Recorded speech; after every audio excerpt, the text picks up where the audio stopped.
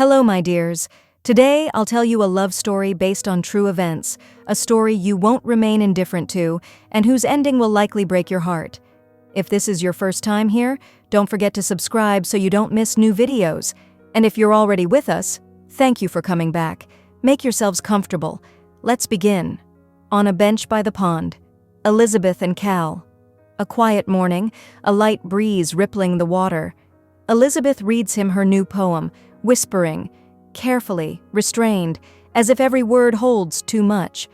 Cal stays silent, but when she finishes, he looks at her with concern. The poem is too short, as if something is missing. Elizabeth lowers her gaze and says she has to leave. Otherwise, everything inside her will burn, from loneliness, from thoughts, from the city that no longer lets her breathe. And she leaves. For Brazil. Rio de Janeiro greets her with noise, heat, smells she's never known before. On the platform, her best friend Mary and her companion Lota de Macedo Soares wait for her. Within seconds, Elizabeth senses something untamed in Lota, something bright as flame and just as scorching. Her confidence, her dominance. It all slightly unnerves Elizabeth, yet makes her heart beat faster. Lota grins widely when they finally arrive. "Welcome to Samambaia," she says. Mary leads Elizabeth to her cozy room. It smells fresh, with something faintly unfamiliar, but not frightening. New. Lota doesn't let them linger. She calls them to see the house under construction, her pride, her passion. She speaks of it with such fervor, as if it's not just a building, but an extension of herself. Elizabeth nods, trying to seem interested, though she knows nothing of architecture. At dinner, Elizabeth refuses wine and food. Most local dishes contain nuts, and she has a severe allergy. One of the guests begins reading her poem but stumbles and asks Elizabeth to continue. She declines. Then, unexpectedly, Lota picks it up and finishes it, expressively, with a vivid, beautiful cadence. Elizabeth is slightly flustered but touched. Late that night, Elizabeth sits in her room with a glass of whiskey. The silence is broken by Lota. She enters without knocking and asks with slight offense why Elizabeth didn't finish the poem at dinner. Elizabeth quietly replies, "Not everyone can be as proud of themselves as you are. Sometimes she can hardly bear the sound of her own words." Lota studies her for a long moment, as if deciphering something important. Then, suddenly, she leans in and kisses her, as if this kiss was inevitable. Before Elizabeth can react, Lota is already leaving, whispering only a soft, "Good night." Next morning, Elizabeth prepares to go into the city. Lota objects, but Elizabeth is determined. Watching Mary and Lota laugh and joke, Elizabeth feels out of place. She picks up a pastry from the table, not realizing it contains nuts. Moments later, it's clear. An allergic reaction begins. Elizabeth is rushed to the hospital in anaphylactic shock. Returning home, Elizabeth sees a plate of fruit on the nightstand. She looks at it with relief. No nuts. Lota, noticing her gaze, says something short and warm in Portuguese. Then, seeing the question in Elizabeth's eyes, softly translates, "My flower." A delicate hairpin glints in Lota's hair, and Elizabeth's gaze lingers on it. But the moment shatters when Mary appears in the doorway, holding the ginger cat. Lota stands abruptly, as if caught in something forbidden. On Elizabeth's birthday, guests fill the house, handing her gifts amid music and laughter. Flowers, books, trinkets, the usual celebratory offerings. But when Lota steps forward, everything stills for a moment. She holds out her hairpin, the very one that always gleamed in her hair. Not just an object, but a piece of herself. Mary, watching from the side, feels the ground slip away beneath her. The gesture speaks louder than words. Something more than friendship is blossoming between them. Later, Lota and Elizabeth drive off alone. Mary and the others stay behind. The trip isn't random. They climb a hilltop with a breathtaking view. Lota says she wants Elizabeth to stay. Elizabeth hesitates, asks about Mary, but Lota calmly replies that she and Mary are only close friends. Elizabeth no longer holds back. They share a long-awaited kiss, tender yet decisive. When they return, tension fills the house. Mary confronts Lota in a furious argument. Desperate, Lota suggests they adopt a child, as if trying to salvage a bond already crumbling. The words only wound Mary deeper. She spirals into hysterics. Elizabeth, overhearing, can't take it. She steps out into pouring rain, walking blindly, lost. Headlights flash. Mary's car speeds past, nearly hitting her but doesn't stop. Drenched, shivering from cold and the weight of the evening, Elizabeth returns home. Lota meets her inside. She looks at her directly, without hesitation, and says firmly, "Come to me." As if there's no other option. Elizabeth approaches. Lota touches her face, confidently, tenderly. Her eyes hold everything: fear of loss, desire to hold tight. She says, "I'm crazy about you, Elizabeth." No more words, no pauses. They kiss, deeply, hungrily, as if finally releasing what they've long restrained. That night, they give themselves to each other completely, without shame, without holding back. Time passes. Mary visits Lota and agrees to adopt a child. She still loves her and wants to preserve something between them. Lota shows Elizabeth the city, takes her to her favorite places, the streets where she grew up, the ocean where silence is enough. She shares everything she loves, not for show, genuinely, through gestures, details, closeness. Meanwhile, she builds a house for Elizabeth, with windows facing the garden, space for writing and quiet. Without words, she says, "I need you here, for long, forever." Elizabeth feels breath returning inside her. She begins writing new poems.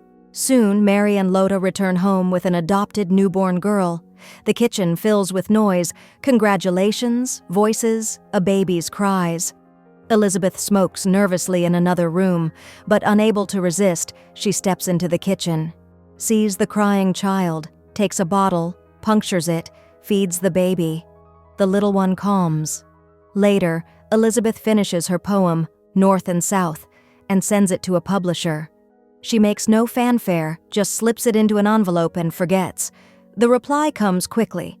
Lota brings the letter, opens it in front of Elizabeth, reads aloud, "She's been awarded the Pulitzer Prize." Elizabeth freezes. Surprise, then faint embarrassment flickers across her face. She doesn't know how to react. Lota smiles and says she's proud. They're invited to a gala. Elizabeth steps up to the microphone. Her speech is odd, slightly disjointed, but warm and sincere. The audience listens intently. Then, applause. Lota, exhausted, lies on the bed and falls asleep. Elizabeth gently strokes her hair, carefully as if afraid to wake her, and whispers, "Lota, I love you." At a meeting with Carlos, Lota proposes building a new park by the ocean. He reluctantly agrees. The idea becomes her new passion. At home, Lota shares the news with Elizabeth. She wants Mary to help with construction. Elizabeth reacts coolly. That evening, Elizabeth, tired of waiting, goes to a bar and gets drunk. A man, seeing her state, helps her home. Lota takes her from his arms and leads her inside. Meanwhile, a coup shakes the country. Politics, fear, anxiety, it all seeps into their relationship. Elizabeth drinks more often. At one event, she appears drunk and delivers a crude, incoherent speech. Lota can't take it, suggests they return to Samambaya, sober up, collect themselves. Elizabeth leaves. She writes again, but alone in the house, she starts drinking. Lota is never there, always at the construction site. One day, Elizabeth announces she's been invited to teach at New York University for a semester. Lota begs her to stay, says she needs her here. On her birthday, Elizabeth bakes a cake, sets the table, waits. An hour passes, then another. Lota never comes. Unable to bear the loneliness, she drinks again. Early the next morning, Lota finds Elizabeth lying in the bathtub. She touches her shoulder gently. Elizabeth opens her eyes and, without rising, admits quietly, as if confessing something shameful. She drinks when she doesn't get what she wants, but even when she does, she drinks because she's afraid of losing it. Lota looks at her not with reproach, but pain and sympathy. That evening they go to a restaurant. Everything seems peaceful, almost normal. As they step outside, Elizabeth gathers her courage. She's accepted the university's offer. She's leaving for New York. Lota freezes. The news is a blow. They argue, then fight. Elizabeth walks away silently. Lota stands there, shattered. At home, Lota notices Elizabeth's things are gone. The room is empty. She races to the train station, as if hoping it's not too late. But when she reaches the platform, the train has already left. Elizabeth arrives in New York.